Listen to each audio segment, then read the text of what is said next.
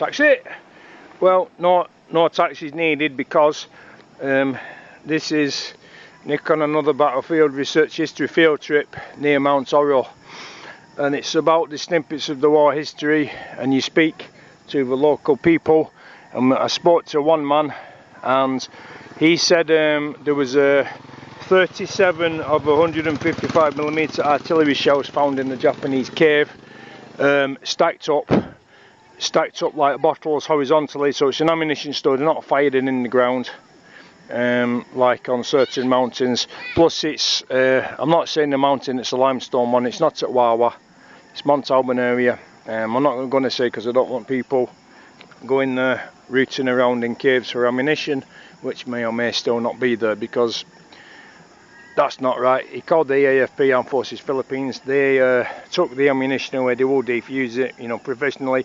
If depending on what the cave, if it's got water in it or not, the ammunition can still be dry and can still actually be fired, depending on the storage conditions. Samurai sword was found as well. Again, depending on if the cave's got water in it or not, it can have the scabbard and the handle, and maybe even the silk thing tied around it with a girl's name on it, or from the mother.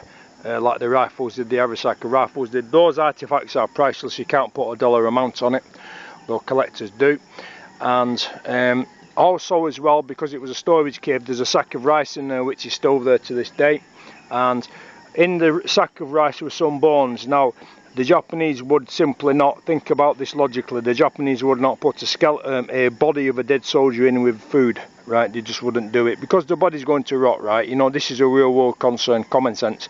So in with the rice were bones. So this tells me with this fact, the bones were in the rice sack was in the cave, the rice is still in the sack in the cave, so that tells me it's quite dry, the environment. So the shells will be okay, the sword will be okay, and the bones were in the sack with the rice. I don't know if they're wrapped in something, I don't know, but in the rice in the sack. So obviously this tells me they did not put a full body in with the rice, because that's stupid. You just would not do that. So they would have taken the flesh from the bones back after the soldier was probably killed in battle. I do not want to think of any cannibalism, things like the claims. We live in the real world, right? The battle group would still be there. The battle group still had ammunition. We know this because it was found today stacked in the cave, right? So they that confirms they had ammunition. There was food there, they had food, so they were not starving, so they would not then eat the soldier and cut the flesh off the bones and then eat them and put the bones in the rice. That would not happen, because of the facts. The food is there, the rice, the ammunition is there, they had combat supplies, which is the food. Probably had guns to still fire as well, the shells, unless the Americans did artillery or aeroplane strikes on it. Now, he also said he has some artifacts from the war, which I'm not going to go into details like what he said. No, I'm going to say the guy's name or the location, simply because we don't want people going looking and saying, oh hey, have you got a samurai sword or a Mitsubishi Zero for sale? You know, that's bullshit, man. I will go back to see the guy, looking maybe where the tunnel is. The ammunition is not there, it's been taken away, and I'll look at some of the artifacts he's found, and I will write a report on this, like this report video. If you look up there, you have Mount Oro, you see to the left and right. It's like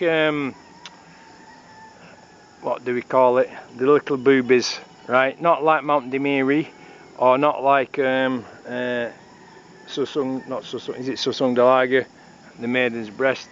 It looks, you've got two summits up there, left and right.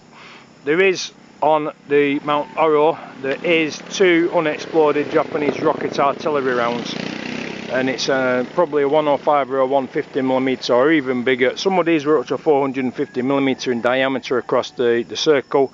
The high blast radius artillery shells. The rocket motor is in the bottom with the tube. It has a tube on the bottom where the rocket exhaust is. Half of the shell will be full of rocket fuel, and it would have a metal divider in there, and the ammunition, the explosive is in the top of the ammunition round with the fuse like a normal artillery shell. But this, up to 300mm, they can be laid on the ground on the slope and launched. Bigger than that, they'll put on a bamboo or steel ramp and fired in the direction of the enemy.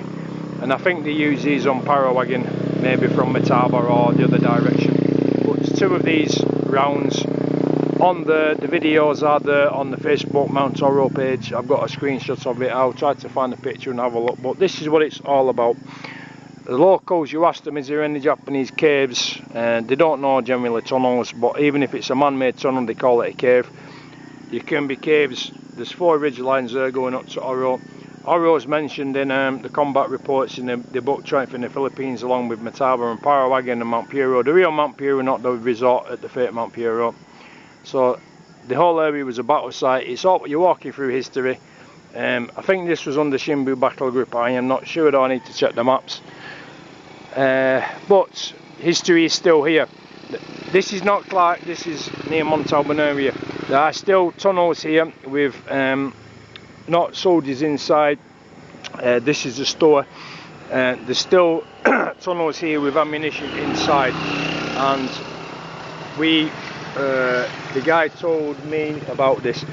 On Mount Mataba, I know at least 2 tunnels that were blown closed by the Americans, and they will have soldiers inside, and it would be nice to be able to get inside, get the bonds and get the brass dog tags, and so those guys can be repatriated by the Japanese, who are still looking. They have a database for the relatives, and they want to get all the soldiers sent back, those on land, those in the sea in aeroplanes and ships. Most are in deep water, so the technology is not there to get them yet, or if the technology is there, it's expensive. But when it's all buried, I've got Japanese bone maps from my friend in Japan. Any Japanese artifacts found with writing on, that can be translated. But if there's bones in a rice sack, what does it tell you? They're still in the Philippines. The guy's not being repatriated. Also was meant to be uniform there as well.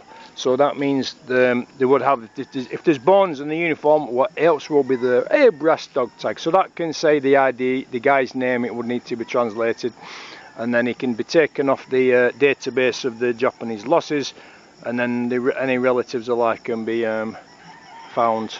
So that's Battlefield Research trip to Mount Oro. Very, very good.